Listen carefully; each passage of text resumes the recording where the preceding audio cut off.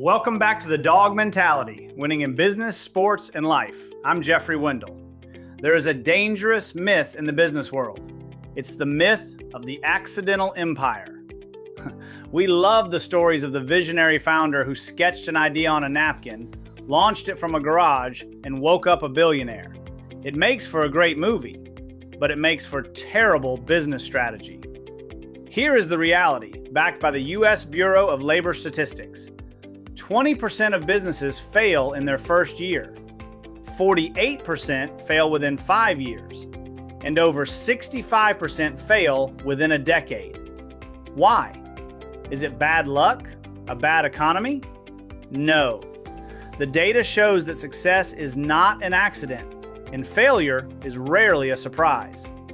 A study by ClearPoint Strategy found that 67% of well-formulated strategies fail simply due to poor execution.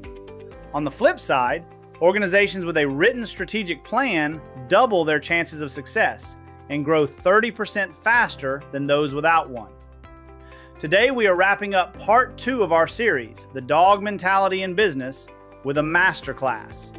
We are going to break down the 8 most critical pillars of a strategic business blueprint, from financial strategy to customer experience, from talent management to operational excellence.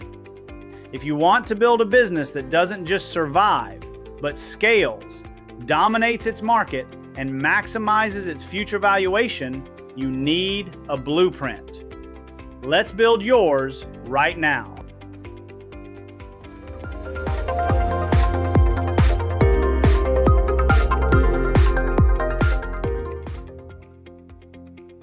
Let's start with pillar number 1, financial strategy and cash flow management. You can have the greatest product in the world, but if you run out of cash, the game is over. According to the U.S. Small Business Administration, 82% of businesses that fail do so because of cash flow problems or a poor understanding of cash flow. It is the #1 killer of companies. A Dawg Mentality financial strategy isn't just about balancing the books at the end of the month. It is forward-looking. It means forecasting your capital needs 6, 12, and 18 months out. It means understanding your customer acquisition cost versus your lifetime customer value. And crucially, if your long-term goal is to sell the business or take on investors, your financial strategy must be structured from day one to maximize future valuation. That means clean books, predictable recurring revenue models, and scalable margins. Pillar number 2 is competitive strategy and differentiation. Harvard Business School professor Michael Porter, whose work on competitive strategy has been cited over 80,000 times, established that there are really only a few ways to compete. You can be the absolute lowest cost provider, or you can differentiate. For 99% of businesses, trying to be the cheapest is a race to the bottom. You must differentiate. You must seek to be unique in your industry along dimensions that are widely valued by your buyers. What is your moat? Why should a customer choose you over the 5 other tabs open on their browser? If your only answer is, "We work harder," you don't have a strategy. You have a slogan. You need a structural, operational, or technological advantage that your competitors cannot easily replicate. That brings us to pillar number 3, customer experience, or CX. Customer experience is not customer service. Customer service is what happens when something goes wrong. Customer experience is the entire journey, from the first ad they see to the post-purchase follow-up.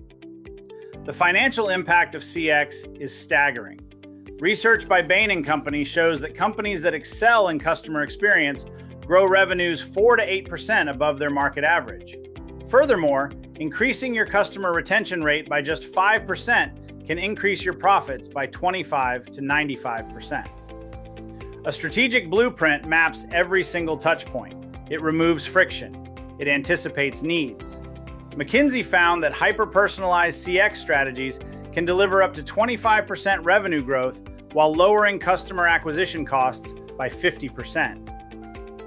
In the Dawg Mentality, the customer is the center of gravity, which leads directly to pillar number 4, marketing, and innovation.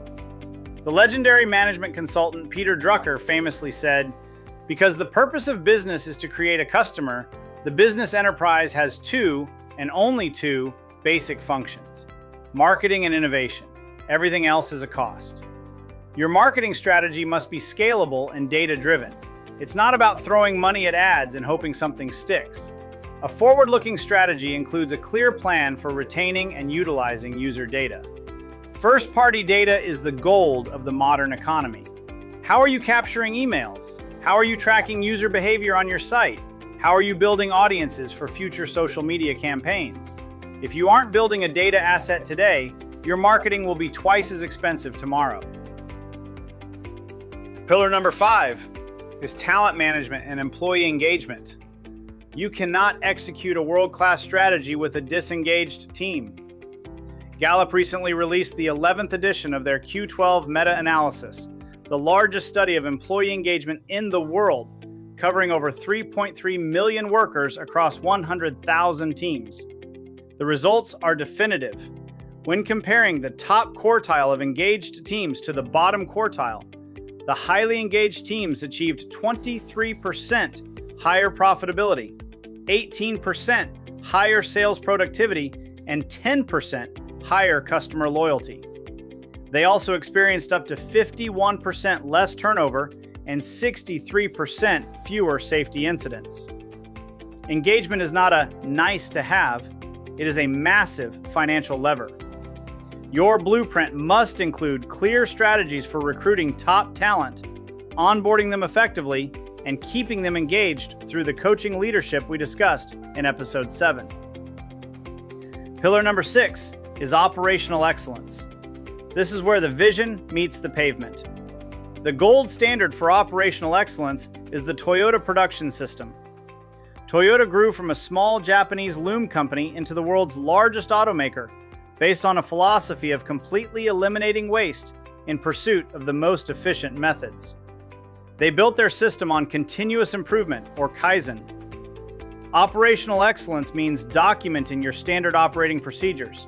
It means automating repetitive tasks.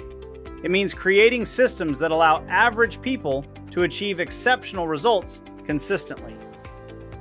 If your business relies entirely on the heroic efforts of a few key individuals, you don't have a scalable operation. You have a bottleneck. Pillar number 7 is innovation readiness.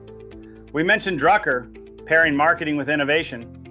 Boston Consulting Group's 2024 annual innovation study found that 83% of companies rank innovation as a top 3 priority. Yet, their innovation readiness score has actually declined. Innovation doesn't just mean inventing a new product. It means innovating your business model, your delivery systems, and your pricing structures. Your strategic blueprint must allocate specific time and resources, both capital and human, to research and development. If you are spending 100% of your time defending your current market share, you are already losing the future. Finally, pillar number 8, adaptability and risk management. Mike Tyson famously said, "Everybody has a plan until they get punched in the mouth." Your strategic blueprint will get punched in the mouth. Markets crash, supply chains break, pandemics happen, new technologies emerge overnight. A robust strategic plan includes scenario planning. What happens if your primary supplier goes bankrupt? What happens if your cost of customer acquisition doubles? What happens if a new AI technology makes your core service obsolete? Adaptability means having contingency plans and the organizational agility to pivot without collapsing.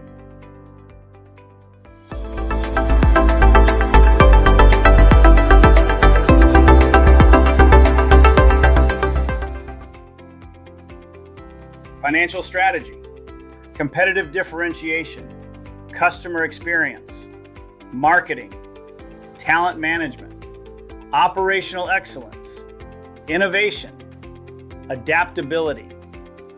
These are the 8 pillars of a strategic business blueprint. When you integrate these with the Dawg mentality, the discipline to execute, the attitude to overcome setbacks, the will to prepare, and the gratitude to lead effectively, you become unstoppable. Here's your challenge for this week. I want you to rate your organization on a scale of 1 to 10 across these 8 pillars. Be brutally honest. Find the pillar with the lowest score. That is your bottleneck. That is where your strategic planning must begin tomorrow morning. This concludes part 2 of our series. In episode 9, we are shifting gears. We are heading to the baseball diamond. We are going to look at how the dog mentality was forged on the field and how the lessons of sports translate directly to the boardroom and the living room. Until then, remember, success is not an accident. Build your blueprint. I'm Jeffrey Wendel. Keep winning.